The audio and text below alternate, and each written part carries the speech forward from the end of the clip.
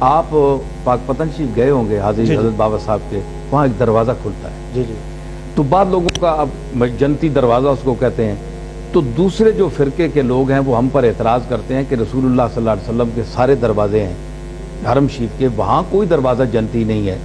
تو یہ تم نے ایک اپنے بزرگ کا جنتی دروازہ بنا لیا، کیا یہاں سے جو گزر جائے بس جنتی ہے، جو مرضی کرے؟ تو یہ کیا فلسفہ ہے؟ تو میں نے ان سے یہی کہتا ہوں کہ یہ مطلب نہیں ہے کہ یہ جنتی ہے۔ ہمارے حضرت نظام الدین اولیاء ایک بہت بڑی شخصیت ہیں، ہم ان پر جھوٹ کا وہ امکان جو ہے وہ ان پر نہیں تہمت لگا سکتے کہ معاذ اللہ انہوں نے اتنا بڑا جھوٹ بولا ہوگا۔ دوسرے دریدہ دان کہہ سکتے ہیں، ہم تو نہیں کہہ سکتے، نہیں ہے۔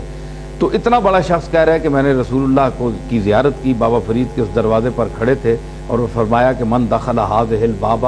امنا، جو اس دروازے سے داخل ہوا وہ امن میں آ گیا۔ تو امن کا یہ مطلب نہیں ہے، تو امن کے لفظ کی تعبیر انہوں نے کر لی کہ یہ جنت ہے۔ تو اب یہ تو نہیں ہے کہ جو اس دروازے سے جو کچھ کر کے آیا چلو تائب ہو گیا، اللہ کی بارگاہ میں بابا صاحب سے معافی نہیں مانگنی، معافی اللہ سے مانگنی ہے، کیونکہ اعمال کا معاف کرنے والا بابا صاحب یا کوئی اور بزرگ نہیں ہے، اللہ ہے۔ اللہ سے معافی مانگ کے بابا صاحب کے دروازے پر سے گزرے اور یہ کہے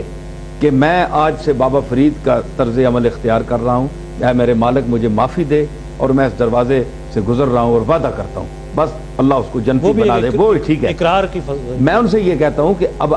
جو کہ نہیں جی جنتی ہے، جو کچھ باہر نکل کر پھر جو بھی عمل کرے وہ جنتی ہے بہرحال، تو میں ان سے کہتا ہوں کہ قرآن مجید، یہ تو آپ نے دروازہ حضرت نظام الدین اولیاء کے حوالے سے اس کو آپ کہتے ہیں نا، تو جو قرآن مجید میں ہے من دخلہ کان آمنا، قرآن نے بیت اللہ شریف کے لیے کہا کہ جو اس گھر میں داخل ہوا وہ امن میں آ گیا، وہی لفظ امن والا۔ مکہ کے موقع پر حضور اکرم نے یعنی جو حضرت نظام الدین نے کو حضور نے فرمایا نا، یہ کشفی ایک حدیث ہے، یہ علماء ظاہر میں اس کو تسلیم نہیں کیا جاتا، یہ صوفیاء کی دنیا میں ہم چونکہ حضرت نظام الدین کا احترام کرتے ہیں اس لیے ہم تسلیم کرتے ہیں کہ حضور نے فرمایا ہوگا، لیکن ظاہر حدیث جو ہیں حدیث والے اس کتابوں میں اس کا نہیں ہے، وہ عمل نہیں ہوتا۔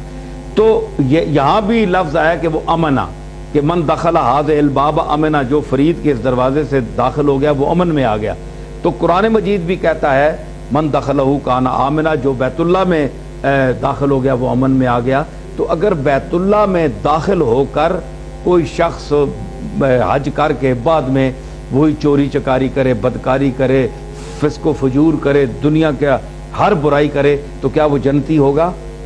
کوئی عالم فتویٰ نہیں دے گا کہ وہ جنتی ہے، حالانکہ بیت اللہ میں چلا گیا اور قرآن نے کہا کہ وہ امن میں آ گیا، اس کے باوجود وہ جنتی نہیں ہے کیونکہ اس کا عمل غلط ہے۔ تو اگر بیت اللہ میں جا کر کردار ٹھیک نہ کرنے کی صورت میں جنتی نہیں ہو سکتا، تو بابا صاحب کے دروازے سے گزرنے سے جنتی کس طرح ہو سکتا ہے انسان، جب تک بابا صاحب کے کردار کو نہ اپنائے۔